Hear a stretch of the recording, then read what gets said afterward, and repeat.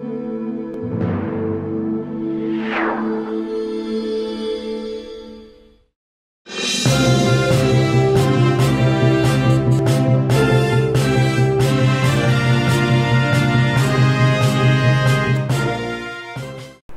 à toutes et à tous et bienvenue à ce condensé de l'actualité sur Culture Télévision.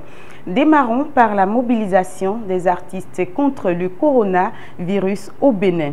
La chanson Corona Blocus est disponible.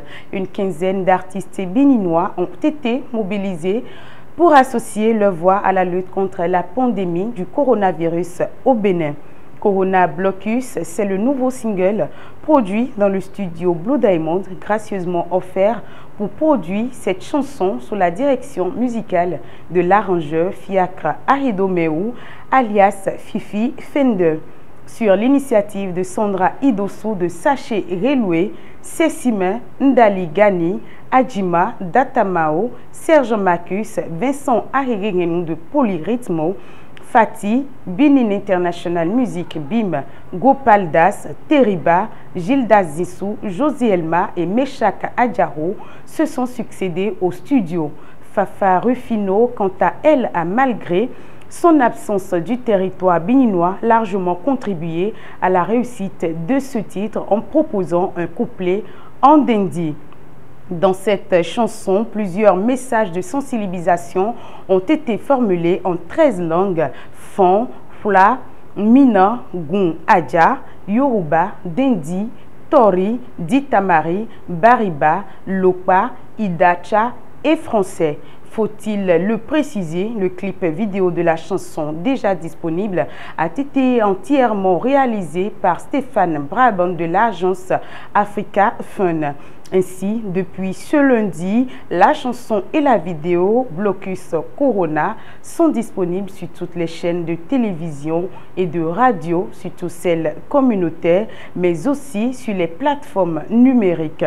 Notons que la mobilisation des artistes a été une réussite grâce à l'appui de Constance Genevieve, coordinatrice générale de l'association Lettres Sœurs de Cordes. Je cite: « Nous sommes engagés parce que nous avons remarqué que la grande majorité de la population n'était pas très attentive aux différentes mesures de sécurité recommandées et exposait ainsi toute la population au risque. On s'est dit que par la musique, le message pouvait mieux passer. » Fin de citation, confie Sessime.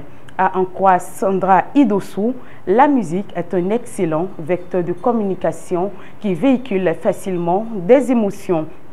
Elle possède tous les atouts pour éduquer, sensibiliser, éveiller et enrichir les hommes, quelle que soit leur origine et statut social, d'où l'importance de solliciter nos artistes de styles musicaux différents qui en plus ont de la notoriété dans leur région, précise-t-elle.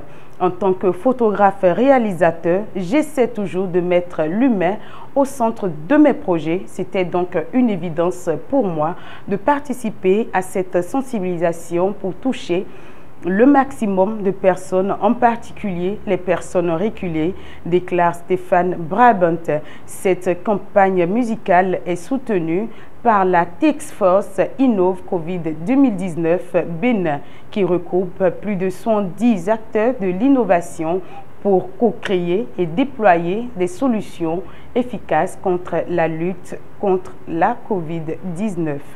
Performance artistique, Jean-Baptiste Mbavoujoa expose la rage de vivre.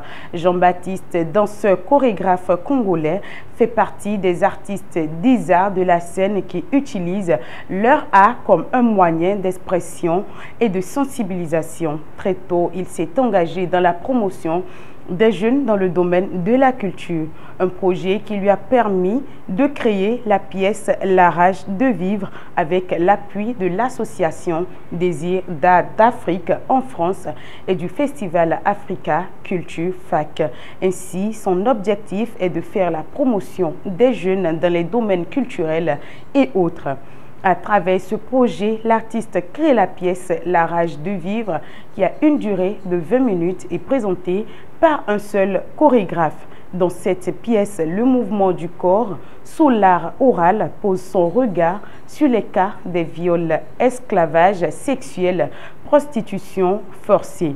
Le drame des multiples violences sexuelles en République démocratique du Congo et partout dans le monde y est évoqué. Selon lui, ces problèmes ne sont jamais élucidés par les tribunaux et cours de justice. L'humanité est appelée à une marche pour la fin des violences et atrocités à l'encontre des femmes. Ceci implique l'homme au masculin, les jeunes hommes, pour qu'ils puissent essayer d'avoir une nouvelle conception des femmes, de repenser la manière avec laquelle ils perçoivent les femmes en général. Cette pièce sera présentée au public lors du festival Africa Culture Fac du 5 au 30 septembre 2020 à Bordeaux. Pour finir, certaines mesures efficaces permettent de réduire les risques de contamination par coronavirus COVID-19. Se laver régulièrement les mains avec l'eau et du savon dès qu'elles sont sales, mais aussi en rentrant chez soi.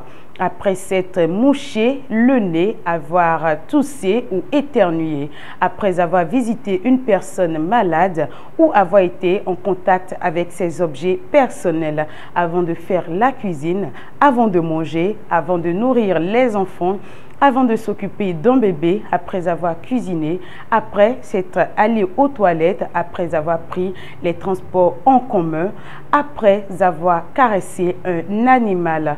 En complément du lavage, utiliser une solution hydroalcoolique permet de désinfecter les mains. Utiliser des mouchoirs à usage unique pour se moucher, puis les jeter dans une poubelle idéalement fermée et se laver les mains. Éternuer ou tousser dans le pli du coude pour éviter de contaminer ses mains, vecteur majeur de transmission des microbes.